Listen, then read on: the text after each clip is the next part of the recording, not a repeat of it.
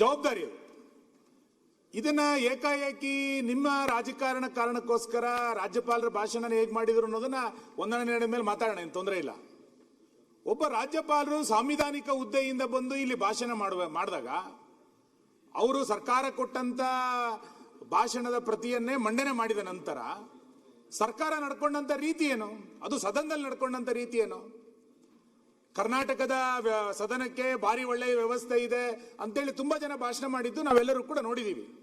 ನೀವು ಈ ಪೀಠದಲ್ಲಿ ನಡೆಸಿದಂತ ಮೊದಲನೇ ಅಧಿವೇಶನ ನಾನು ನಿಮಗೆ ನೆನಪು ಮಾಡ್ತೀನಿ, 2023ರಲ್ಲಿ ಆ ಸದನದ ಪೀಠಕ್ಕೆ ನೀವು ಬಂದ್ರಿ. ಮೊದಲ ಅಧಿವೇಶನದಲ್ಲೇ ಇಲ್ಲಿ 9 ಜನರನ್ನು ಸಸ್ಪೆಂಡ್ ಮಾಡಿದ್ರಿ ನೀವು. ನಿಮಗಿನ್ನೂ ಆ ಪೀಠದ ಅನುಭವ ಇತ್ತೋ ಇಲ್ಲ ಗೊತ್ತಿಲ್ಲ, ಆದ್ರೆ ಮೊದಲ ಅಧಿವೇಶನದಲ್ಲೇ 9 ಜನರನ್ನು ಸಸ್ಪೆಂಡ್ ಮಾಡಿದ್ರಿ. ಏನಕ್ಕೆ ಅಂದ್ರೆ ಸದನ ಪೀಠಕ್ಕೆ ಅಗೌರವ ತೋರಿದ್ರು ಅಂತ. ಅದಾದ ನಂತರ ಮತ್ತೆ 18 ಜನರನ್ನ ಸರ್ಕಾರ ಯಾವುದೋ ಮೋಷನ್ ಮೂವ್ ಮಾಡ್ತು 348ರಲ್ಲಿ ಅಂತಂದಾಗ ಮತ್ತೆ 18 ಜನರನ್ನ 6 ತಿಂಗಳ ಕಾಲ ಸಸ್ಪೆಂಡ್ ಮಾಡಿದ್ರಿ. ಅಲ್ಲ, ವಿಧಾನಸಭೆ ಅಧ್ಯಕ್ಷರಿಗೆ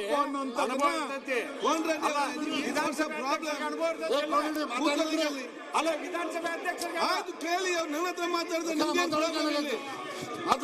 ಆಯ್ತು ಕೂತ್ಕೊಳ್ಳಿ. ಈಗ ನೀವು ಅಧ್ಯಕ್ಷ